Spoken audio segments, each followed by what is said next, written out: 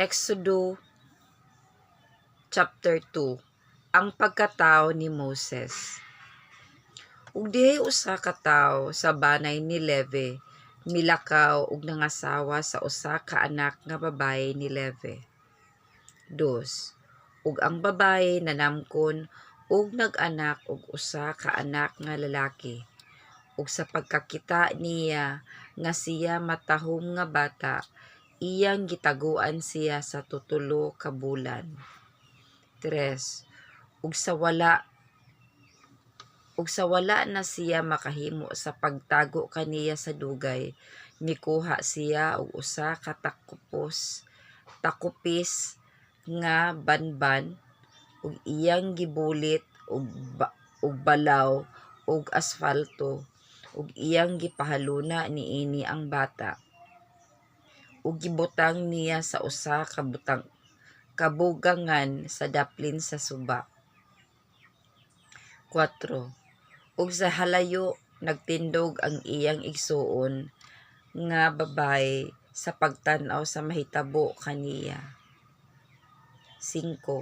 Ug ang anak nga babaye ni Faraon midulhog sa pagkaligo sa suba ug sa nagasuroy-suroy ang iyang mga kadalagahan sa daplin sa suba, hingkit-an niya ang takupis sa taliwala sa kabugangan ug iyang gisugo ang usa niya kasulugon nga babaye sa pagkuha niini.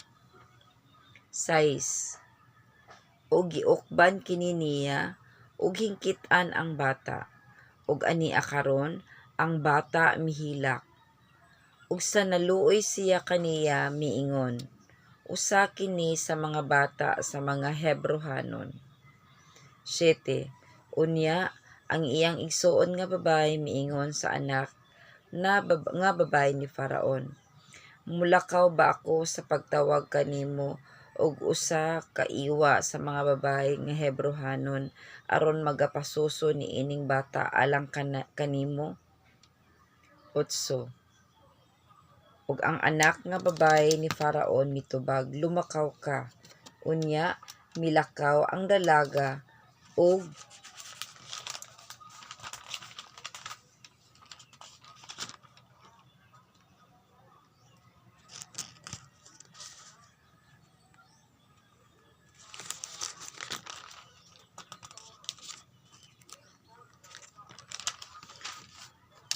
gitawag kaniya miingon ang anak nga babaye ni Faraon, dad-a kining bata ug alimahan mo siya alang kanako ug ako magasuhol kanimo. Ug gikuha sa babaye ang bata ug gialimahan kini. 10. Ug sa pagkadako na sa bata, gidala niya ngadto sa anak nga babaye ni Faraon ug siya nahimo nga iyang anak ug iyang ginganlan siya nga Moises, nga nagaingon, kay siya gikuha ko gikan sa tubig. 11. Ug nahitabo nga niadtong mga adlaw nga sa nadako na si Moses, milakaw siya ngadto sa iyang mga igsuon ug mitan-aw sa ilang mga kahago. Ug nakita niya ang usa ka Ehiptohanon nga nagsamad sa Hebrohanon usa sa iyang mga igsuon.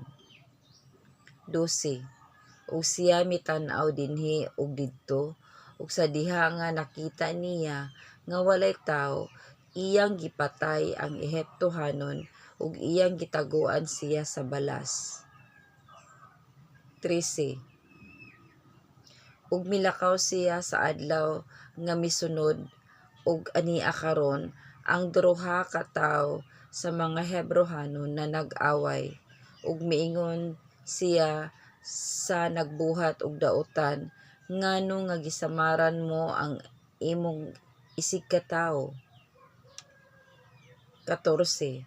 Ug siya mitubag, kinsa ba ang nagbutang kanimo nga prinsipe ug maghuhukom kanamo?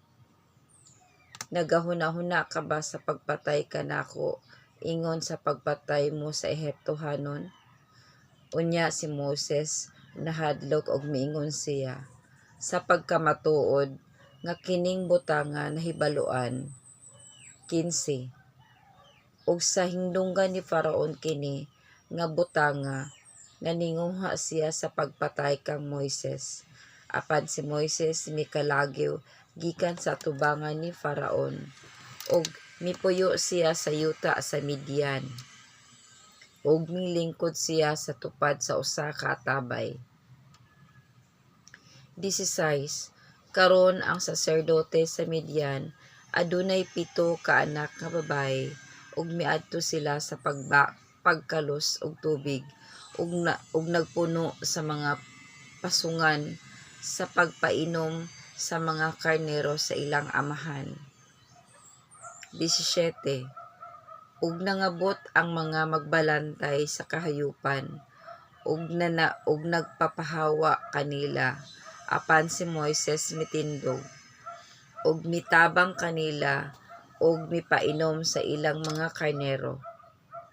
18. Ug sa pagpauli nila ngadto kang Ragel nga amahan nila, miingon siya kanila, ngano nga nahiuli kamo sa hilabihan kadali niining adlaw? 19. Ug sila mingtubag, usa ka tawo nga Ehiptohanon nga milaban kanamo ug gikan sa kamot sa mga magbalantay sa karnero, ug labot pa nagkalos siya alang kanamo og tubig ug iyang gipainom ang mga karnero. 20.